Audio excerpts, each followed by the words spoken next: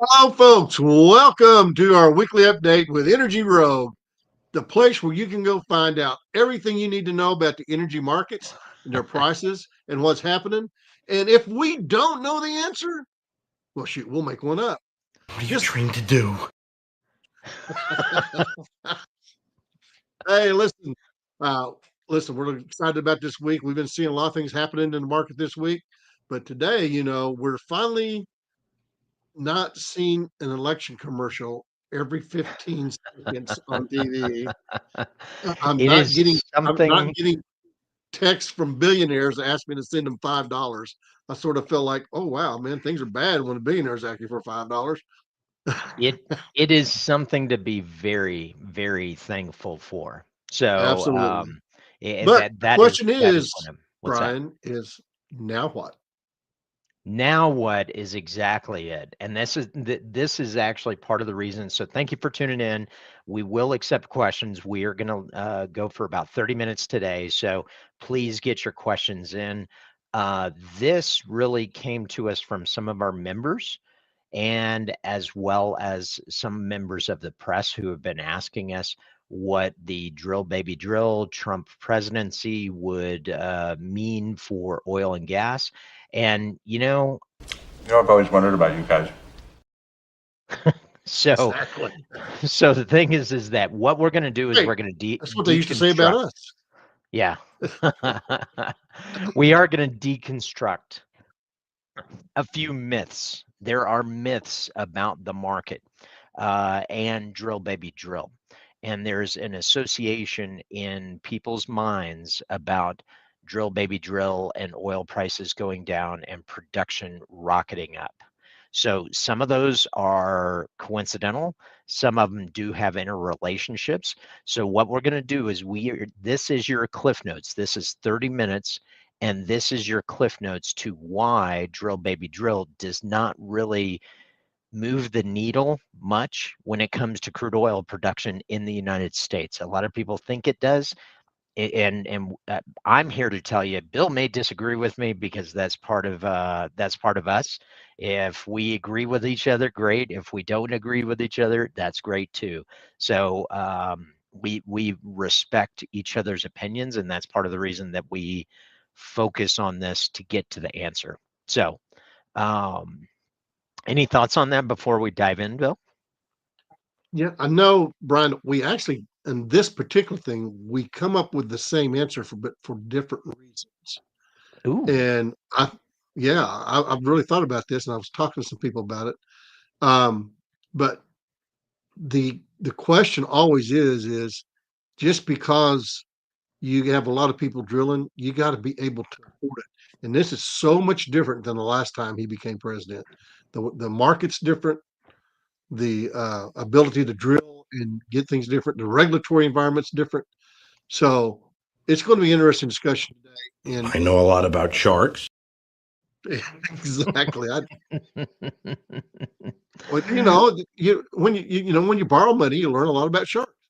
So yes, yes, you do. Okay, so so let's get this thing started, brother. Oh, we are by going the to get. way, who are we?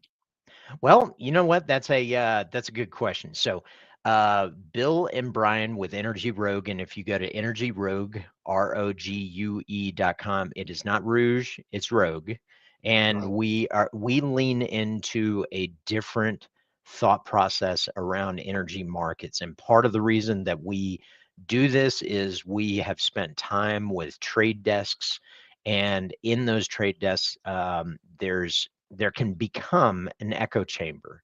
So it's important to have somebody that can provide some context for the markets.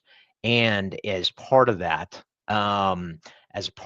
we provided a service. We created a service, and many people in this industry, you can scroll down on energyrogue.com and you can actually see what all our customers are saying. These are all customers of ours, and thank you for doing that. This is just a sampling of a few.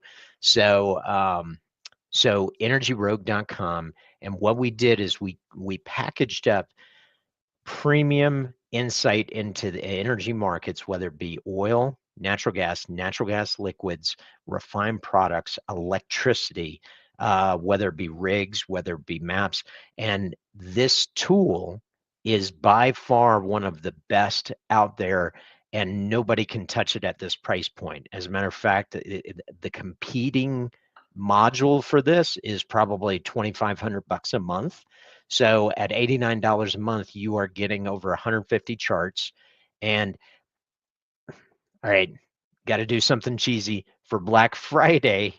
Some of the components on Edge, we are changing our subscription model, are going to move to the premium level. So if you join Edge now, you are grandfathered in. You are going to get all of this for only $89 a month. However, if you don't act now, don't ask us for a discount, because it's not coming. Yeah, don't delay, because you're working into Yeah. a season where the volatility is going to go nuts. And you're Yes. going to need all this information. Yes. And for instance, some of the topics that we are going to cover actually came from our charts. So what you can do is you can actually explore the Trump presidency. And one of the factors that we're going to be looking at is production that was preceding the election, and then what happened after the election. And you see how we just drag this around and drag this around. This would take you hours. So if you wanted to explore a question about the market, whether it be on supply, demand, imports, exports, storage stocks, for natural gas liquids, refined products, electricity, rigs, and asset maps, and so much more, all of this is packed into this package at $89 a month. However, if you want to graduate to the next level, you can join our private Discord, and that private Discord channel, we talk about the markets every single day.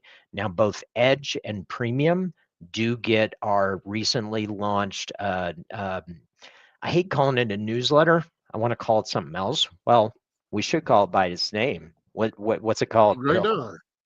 Rogue Radar, man. Listen, Rogue. this what you see in Rogue Radar should be popping up on your radar when you're looking at Well, the markets.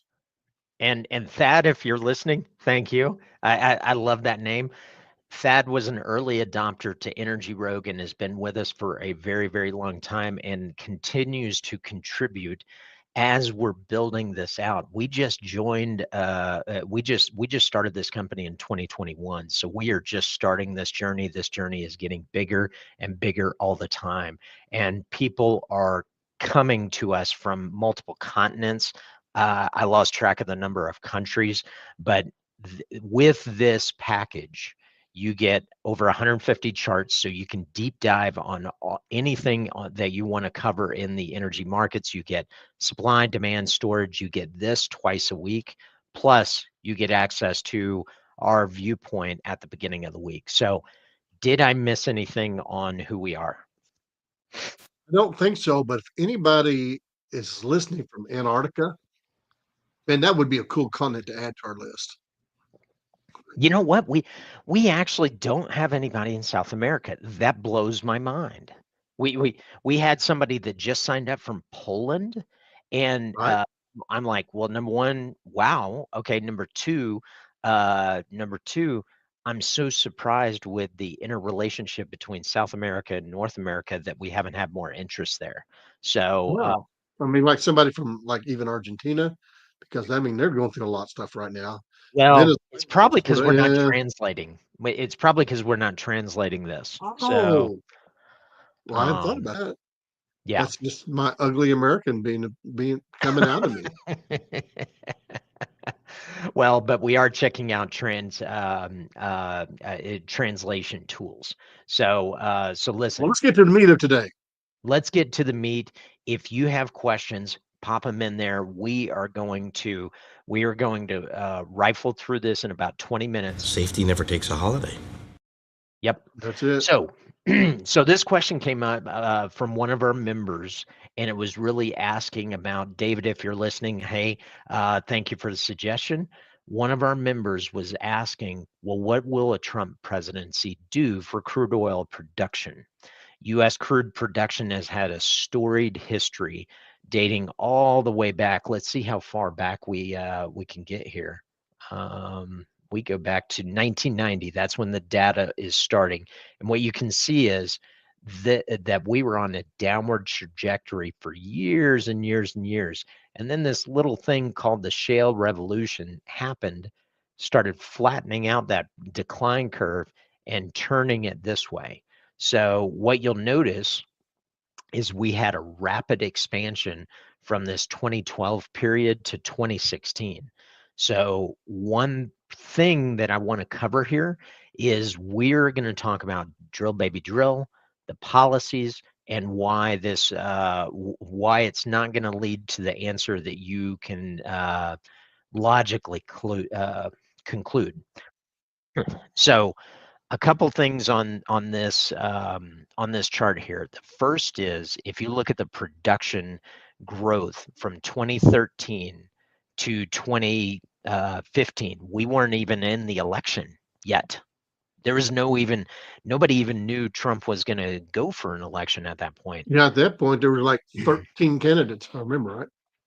Well, yeah. Well, if the election, it was during the year of 2016. So what that meant is in 2015, nobody really even knew that Yeah, Trump was going to go that way. he declared So as president his running yet. yeah. So anybody from Antarctica out there? Yeah, We're looking for you. So of the one 1,000 people that are there. One thing you'll notice is that the production from 2013 to 2015 had a sharp rise. But what you'll also notice is that it dropped. And the reason why I tagged it with OPEC, but it was really between Saudi Arabia and Russia. This was prior to quote unquote OPEC plus. So this resulted in a price war, and the production increase from 2013 to 2015 really took the world by surprise, because 2 million barrels a day added to the supply mix is a tremendous amount. And it was even more tremendous back then because our oil consumption was probably what, 92, Yeah, it's 91, 93. 92, something like that. Yeah. Yeah. And So the other thing is there's very few countries who can actually who have the reserves to be able to do this. yep. Yep. So so a couple things that started a price war, and the supply responded. The supply responded because economics went down, price went down, and then Trump was elected and took office. He stepped into the office in January 2017. So don't really start the clock until 2017.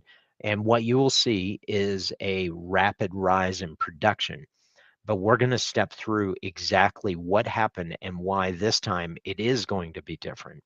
So let's see here. There we go. Okay. So OPEC, well, Saudi Arabia and Russia entered into a price war and released a lot of barrels into the market in 2014. That resulted from the price going from $100 a barrel all the way down to 30. Did we dip in the 33. 20s? Did we No, dip in the You no, sure? yeah, I was there. Selling oil at the time. Okay. Yeah. So, So so what you will see here, this is on the price chart. So the previous one, this is volume on crude oil, U.S. crude oil supply. This is price. So you can see where Trump took office in January 2017. You will see the price stabilized and started rising again. Okay. So don't draw any conclusions yet. So the drill baby drill was dominated by a tagline, and the tagline was drill baby drill. We're going to bring a lot of production, and here are some of the policy decisions. So the so drill let's take baby, a stop a minute. yeah, Why was he saying drill baby drill? Why um, is that a political mandate? it's Not a because there was a lot of friction. This is when we started getting a little bit more polarized as a nation. We really, Bill and I share the opinion that it's not fossil fuels, it's not renewables, it's all of it. We need all of it. So, but there was a policy decision really leaning away from fossil fuels and some restrictions, and there was a feeling that the administration at that time was putting a cap on oil production. But it's not even the production, Brian. what's that? Every politician says, I'm going to get you cheap energy. Right. Yeah. Now, for using it for you all in the oil and gas business, think about that. They want your prices to be lower. Yeah. The reason Yeah. they do is so consumers can buy it. And so every time you see that, just realize what they're looking for is lower prices. Right. They never mention lower costs. Yeah. So that's where I'm coming from this, on that side of it is, you know, I said this a long time ago, Democrats are good for the price, Republicans are good for the business. It is whenever you want cheap, you have to realize what's going to happen. And Brian, we'll talk more about that. Go ahead. I'm sorry to interrupt you, but No, I no, no. always look at that when someone's telling you want cheap energy, you know, and the reason we want energy independence, price was too high. The reason we want deregulation makes the price go up. The reason we want offshore drill expansion is because it makes the price go down. Public land access makes the price go up. If you don't have it, makes the price go down if you do have it. Pipelines, the more pipelines you have, makes the price go down. Every one of those policies are meant to design to run the price down. Right. Right. And the problem we had with one administration was we were promised cheap renewable electricity, and that has not panned out the way it has done. It's and the by cheap they meant subsidized, and so energy for an economy to grow, you have to have cheap energy. I'm not against cheap energy, but don't be thinking that drill baby drill means that price is going to go up. Right. Yeah. Yes. So one of the things, the main myth that we're trying to dispel is that the policies that were put in motion during Trump's presidency did not really do anything to the production path, meaning the supply did not increase because of policy decisions. It had nothing to do with it whatsoever. So one of the myths that is out there is drill baby drill, because there's a high association, because you can see on this path, let's actually reset this and take this back to 2017. What you can see is we went from 8 million barrels a day to 2019 up to 12. Okay, that sounds like a lot, but we're going to actually deconstruct things for you right here. So the policies were built around a strategy of energy independence, deregulation, offshore drilling expansion, public land access, and pipeline approvals. We're going to talk about each one of these, but deregulation had nothing to really do to help the production increase here. Okay. Offshore drilling expansion, our new molecules did not come from offshore. They came from onshore. So that had nothing Right. to do with it. Public And land why? access. Because it's What's that? like twice or three times as expensive to drill offshore as it is. I mean, you have to hit some really big fields offshore for it to make a difference. Well, and those are 5 to 7 year plans. You know, if they're going to Easily, I drill, just said more like 10 to 15. or 10 to 15. Yeah. Yeah. I mean, Um, been there, done so that. Not there on those things. It takes yep. a lot. So Oh, offshore Brian, I drill. guess I never realized that me and you both actually started offshore. Yes, we did. You climbed Eric's and I sandblasted the paint off the side. So maybe that tells you something about the intellectual fortitude that you have versus me. I'm just grunt Yeah, labor. you were smarter to stay on the steel. No, I'm just grunt labor. You're the brains behind the operation. Oh, there we go. There we go. So deregulation didn't really do anything for the production. Offshore drilling expansion, our production didn't come from offshore. Our production growth did not come from offshore. Public land access, the production, additional production that we produced during that period was not developed on these public lands.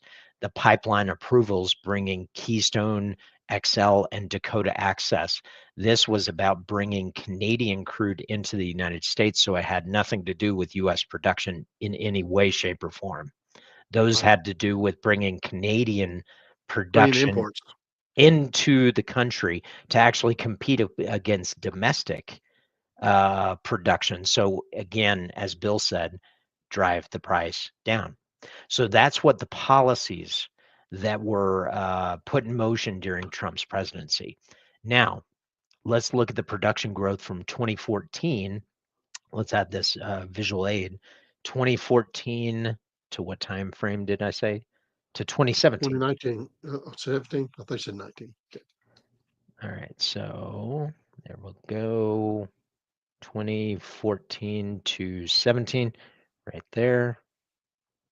And so from 2014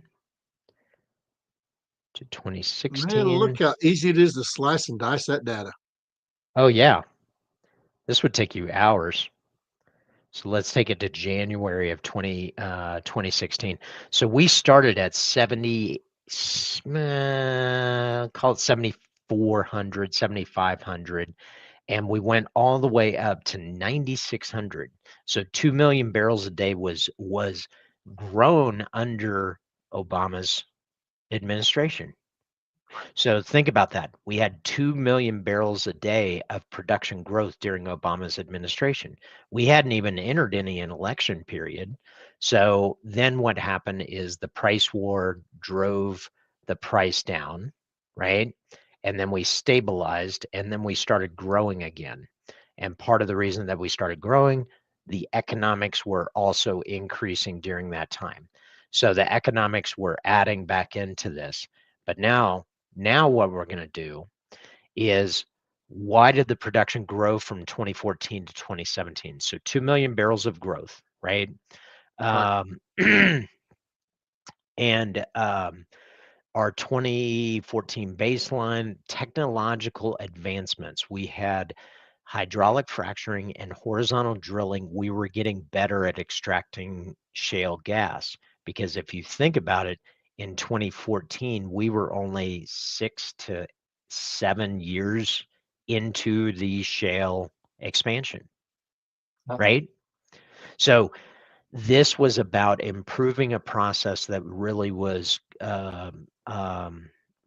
formulated in around 2005 to 2007, and then from that time forward, it became about incremental improvement. So Actually, if it you became about incremental length in the laterals. Well, and I hear this discussion a lot, and I wanna. I know I said I was going to be not be long-winded, but let's take crude oil from new rigs, and I keep hearing, let's just look at the Permian, about rig efficiency and how the efficiency is growing.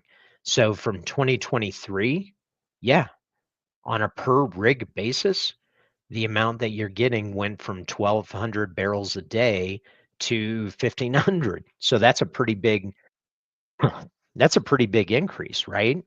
However, in 2020, it's a little skewed because of some shut-ins and things like Right. that skews the data. And a little But demand issues. you will look and see that in a year we've grown 20 some odd percent.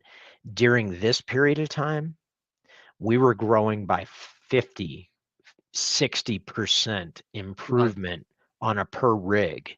We were going from 300 barrels a day to 800 barrels a day per well.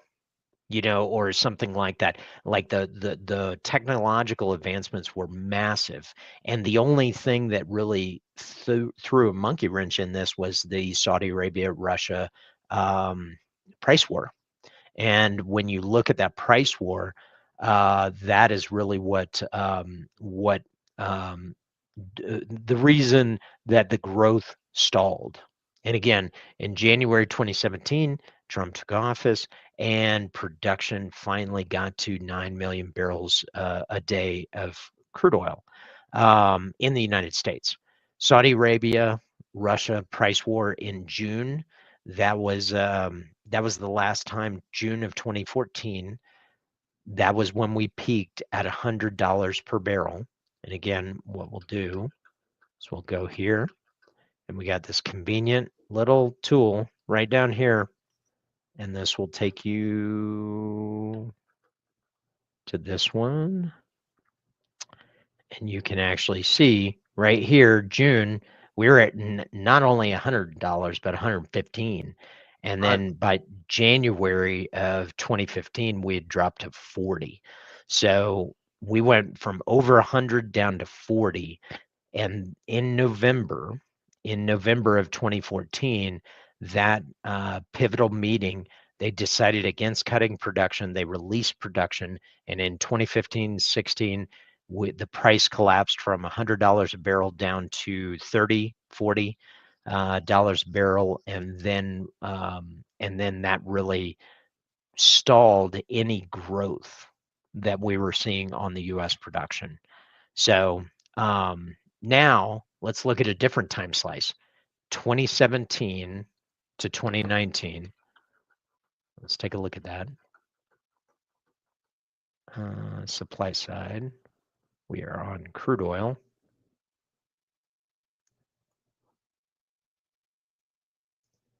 And what time frame? 2017 to 19? Is that what I said? Yes, you did. All right. See, Bill's the brains behind the operation. I just do the monkeying. When you're counting on the old man to have a memory, we're in deep and serious trouble. All right, so let's go to maybe mid 2019. All right, so we went from 9 million barrels a day in January 2017 all the way up to 12.4. So that is 3.4 million barrels a day of crude oil, roughly. And that impressive growth, what I measured here was 9.3 million to 12.3. Now, how many is that? How many barrels of crude is that, Bill? 12 to 9? Well, that would make it 5 million barrels at least to start off to get to 20. I'm not sure we got all the way to 9, but I mean, we got it there for a few days. But overall, I think that would average out to be about 7 to 8 million barrels a day over the years, over 2 years. Oh, you're factoring in decline. Yeah. Well, not I'm factoring decline, but I'm talking just averaging. We started off low and went up high. But when you put the average, I mean, for over 2 years, it's almost 7 to 8 barrels. Yep. Because in the first couple of years, there's only 1 or 2. Yep. So when we look at it, we have 9.3 million barrels in 2017, 12.3 in 2019. So roughly 3 million barrels a day of growth, right? Right. Permian represented 2.4 million barrels a day, or no. Yeah, that was the most of it right there. Actually, hold on. It's 1.7 million barrels a day of that growth. So more than half of it. More than half of it came from the Permian. And then the other factors were the Bakken added 400,000, Eagleford added another 200,000, Niobrara added another 200,000. So by the time you add those up, you get to about 2.6 million barrels a day between Permian, Bakken, Eagleford, and Niobrara. What you will notice here, out of the 3 million barrels a day of growth, 2.6 of it came from Permian, Bakken, Eagleford, Niobrara. Those aren't offshore. Right. Those have nothing to do with pipelines. right? Let's look at the policies.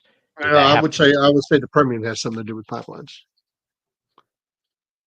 but the pipeline approvals at the federal level, No.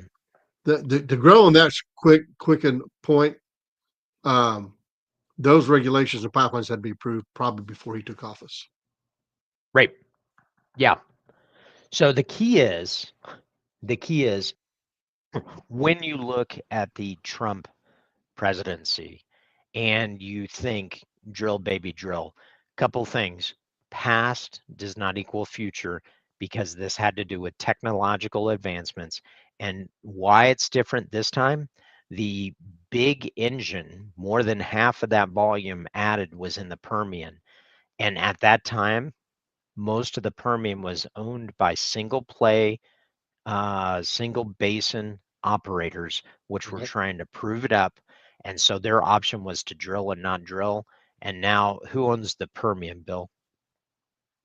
You got Exxon, you got Occidental, you've got Chevron. I mean, So these are, all multinational integrated oil company. Well, not all, but most of them. The large majority of the volume is owned by them. yep. So the large majority, which means the Permian is now going to have to compete with projects in Venezuela, Guyana, Nigeria, uh, Saudi Arabia. Saudi Arabia, and the returns in the Permian might be dwarfed by some international projects, which means there's going to be a slower, more methodical production growth in the Permian. And we're already seeing signs of that right here. Let's actually take a look at it right here. So this on the trends,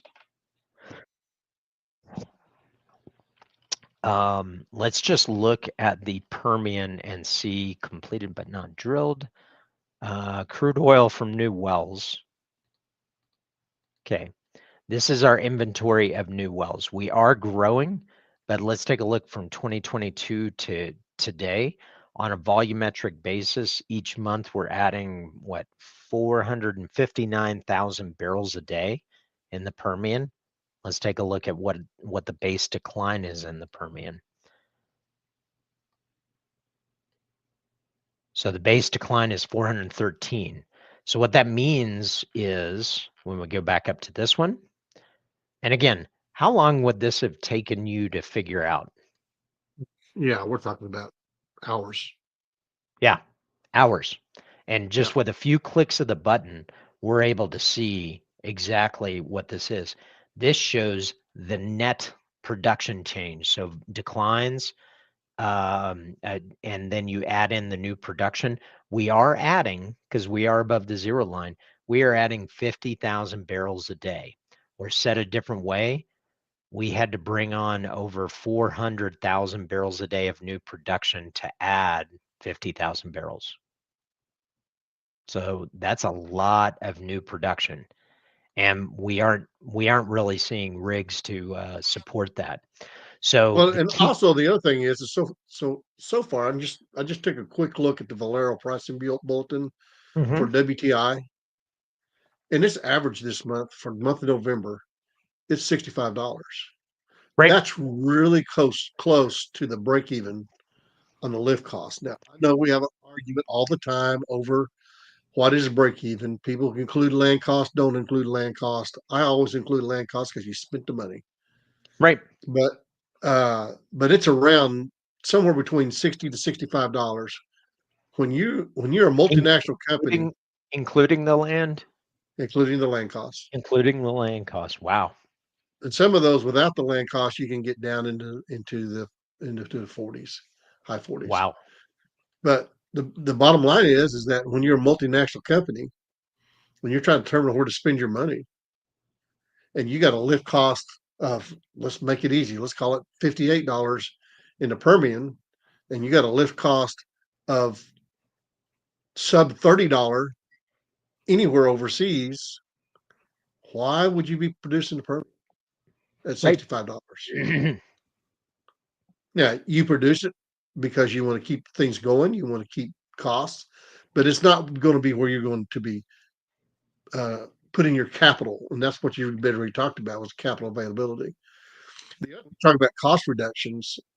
I was looking at inflation rates compared from 1983 to now, and our current crude oil price at a $70, $72 at the time I was looking at it was equivalent to a $22 crude oil price in 1983, which of course back in 1983, believe it or not, it was about $72, $73. So Wow.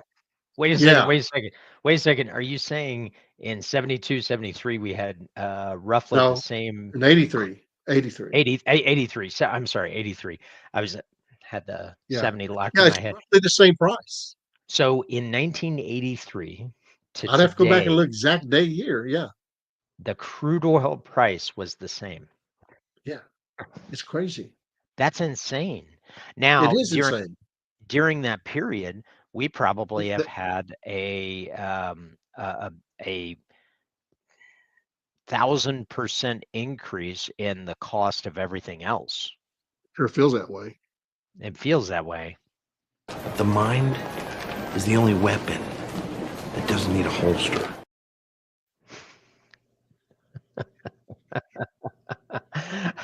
I don't know if that's relevant, but He had it down. He had it down. yeah. Yeah. Well, so the key myth that we wanted to dispel today is the key drivers of production growth back during President Trump's first administration in 2016 did not support crude oil supply growth. So we wanted to dispel that rumor because it had to do with technological advancements, cost reductions. They were getting more efficient on this, and capital availability. We had a lot more access to capital and favorable geology. We are now in a more mature environment to where the best wells have been drilled, and there's discussion about wells getting lesser returns now than they were 2 years ago. So there's a discussion to be had that we're marginally getting a little bit better each month. As we saw from the 1,200 barrels a day to 1,500 barrels a day. So, But that's Brian, not going to be a step change. when was the first time that crude oil broke the $100 mark? That was 2007, 8. No. Oh, September 1979. oh, wow. Okay. Here, let's see if our chart goes back that long. I don't think it does because I think that was before the NYMEX contract, wasn't it? That was prior to NYMEX contract. Because NYMEX contract. let's see how far back we go. I'm showing the peak, and I'm looking at this, and so let me give you who I'm looking at. I'm looking at macro trends. Okay. They're talking and they're doing WTI and or NYMEX, and it goes back to 1946. Oh, wow. Okay. And so, and I mean, look, there was a time $153 in 1980. Let's see. By June of 86, it was down in the 30s. Okay, it's spinning. So macro trends needs to increase their bandwidth. Yeah, it is just crazy how expensive things got back in the day. And then it's just amazing. Huh. Yeah. So Their website is stalled. So anyhow, probably because I'm on it. yep. I'm the only other guy on you, you you and me are the only nerds out there looking Yeah, at exactly. WTI prices. But the whole idea is that there was the cost reductions was only because you were getting once you go down to a certain depth and you turn and start doing the horizontal, every technology advancement extends that horizontal. I mean, we're out to 3 miles now. We're Yep. going further horizontal than we are depth. which increases your cost. It does. What it does increases your completion cost, not necessarily your drilling cost. And so when Right. we talk about rig efficiency, that rig may have the same cost, but the completion cost may have gone up. Right. I mean, right now, I mean, it's in some cases it's over $2 million to complete a well. And Right. so it gets very expensive. So when you've got that, looking overseas, when you start saying, where's the capital coming from? So besides our bad boy image in polite society of being oil and gas and people not wanting to invest in it, there are just other better returns somewhere else. And that's going to reduce production. And so what Right. happens when you reduce production? Price goes up. Yep. We track all these things, folks. That's what Brian and I do. I'm not sure yet whether it's a mental disease, but it's what we do. We Well, and actually enjoy it. it's the reason that we actually constructed this at our customers' requests. We have all the data here, but this becomes kind of a cheat sheet, and this is something where we provide context about what is happening. Like it starts off with increased heating demand and weather forecasts for natural gas, storage trends, production fluctuations, European markets, LNG markets. Then we have on the crude oil side, we cover all of these attributes, and we actually weigh in on them. Like we talked about potential Iran sanctions and whether or not Marco Rubio is going to actually impose or enforce those sanctions, because the sanctions are there, they're just not enforced. So there is a lot of activity that is out there in the marketplace. And if you are serious about oil and gas, you need to be armed with information, and you need to be armed with tools that help you explore ideas. And if you don't have to subscribe to us. But the reason that we built this tool and we built this service is we were spending 40 plus hours a week trying to figure out the market. And now what we have is we have a robust tool set to where on any given day, somebody can ask about the markets and we are talking about it. So What are you trained to do? Exactly. that's what we're trained to do. So anyway, that's my rant for the day. But the key that we really wanted to cover today is that we wanted to target and discuss the fact that these policies that were in the drill baby drill presidency did not do anything for U.S. crude oil production. It didn't change it in one little bit of it didn't move the needle. It didn't move the needle. Now, there may have been, on your point, on the pipeline side, Yeah. maybe there was a relaxation on some of the pipelines that were built out of the I don't Permian. think it was I don't think it's a I don't think it was a relaxation. federal. I don't think it was No, a federal thing. all I'm saying is that they didn't add things to prevent it. That's what we're talking about. If you think laws are going to go away, they're not going to go away. Do you think that maybe an administration like this will keep from additional laws coming in? Now that could be a possibility. But we have the laws that we have right now, and those are hard enough to live under. If you think that oil and gas is unregulated, then you have not followed anything that's been going on, because most of what people spend on is regulatory compliance. Right. And so it is, I'll promise you, if cell phones were regulated as much as oil and gas was, you wouldn't own one. I could believe that. You know, I and could definitely believe that. so what we're saying, though, most importantly, is that you need to provide, you need information and data and strategy to keep your oil and gas business, whether it's directly with oil and gas or a service provider for oil and gas, in order to keep that business a growing concern. You need this information. You need to know what's going to happen. If you're counting on I'll tell people this 100 times. If you're counting on the government to bail you out, you've already lost. Right. Right. Well, listen, I think this is all we have for today. If you learned anything, or if you want to talk about it a little bit more, drop us a like, drop us a comment, share it. Please share it. That definitely helps us. And lastly, if you're watching this and you're interested in the markets, or you depend on these markets, or you're trading these markets, hedging these markets, or your business is impacted by the price of oil and gas and natural gas liquids and refined products, please consider subscribing. It's $89 a month, less than $3 a day, so less than a Starbucks a Cheaper in day. Starbucks. That's right. Think about it this way. Instead of paying Starbucks, pay us, and then take back 3 hours every day. Right. You've gained 3 hours. In that 3 hours, you could walk to your nearest Starbucks and That's right. Exactly. So They're anyway, everywhere.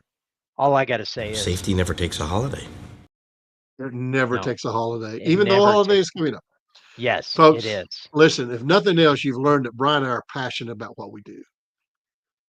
And so, nothing else, contact us. I will promise you, we will have an opinion on something. And sometimes we'll have 2 or 3 opinions on the same thing. Right. And Yep. Brian and I don't always agree. Sometimes I'm even right. So,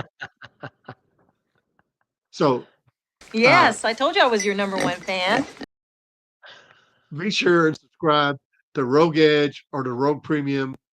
If you have deeper problems with your business that you want to understand better, hey, listen, Brian, you can get into Rogue Advantage and we'd be more than happy to help. And listen, we know a lot of things about a lot of stuff. And so give us a call, reach out to us, rogue@energyrogue.com. That's how you reach us, rogue@energyrogue.com. And hey, listen, you guys have a great week. Yeah, have a great week and a weekend. Next week, it'll be the day before Thanksgiving, so hopefully you're going to be just as bored as we are, and you're going to be gearing up for the holidays. I say bored. I'm laughing because we have projects in so many different states right now, and internationally. As a matter of fact, tonight I will be on a podcast out of the United Arab Emirates. Gulf Intelligence, if you're listening, looking forward to talking with you.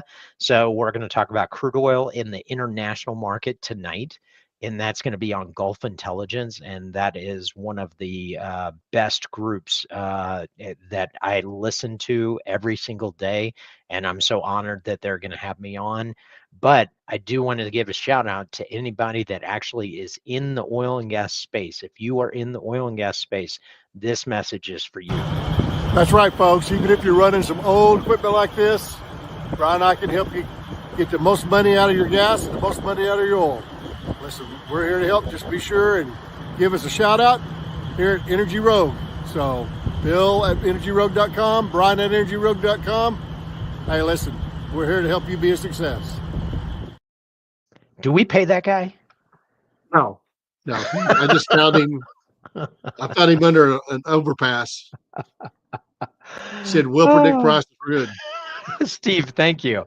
Really appreciate it. I appreciate that so much, and it is something that we need to get out there. So greatly appreciate you watching. Thank you so much. Thank you for that. And What you don't know about Steve, man, he is the CO2 guru. Let me tell you something. Ooh, he is. He is a CO2 Listen, guru. Richard, thank you. Hey, fantastic. Yes, let's definitely talk about it Thursday or Friday. I'm on European time. I taught a class in Italy, Richard, and It's like 9:00 at night for Brian right now. yeah, and yeah. So right now I'm having brain problems connecting things and stringing together words into sentences into all that. But let's definitely talk about that either Thursday or Friday. So because we do have some new information, and I've got some small scale generators that might be of interest to you. Yeah. And it might mean you need to choke back and we start incrementally. So, Steve, I have a feeling you're not. The Bill's not fooling. I think you're the CO2 guru. So we'll definitely talk about that. So perfect. I'll send you an invite, Richard, and we'll chat Thursday or Friday. So listen, folks, thanks so much. Really appreciate it. Really appreciate you watching. And let's make the rest of this year awesome, and let's make next year awesome. So have a great day, and we'll talk soon. Go ahead. I cut you off. Oh, I'm just going to tell him it's time for Brian's nap. Yeah. We'll see you, folks.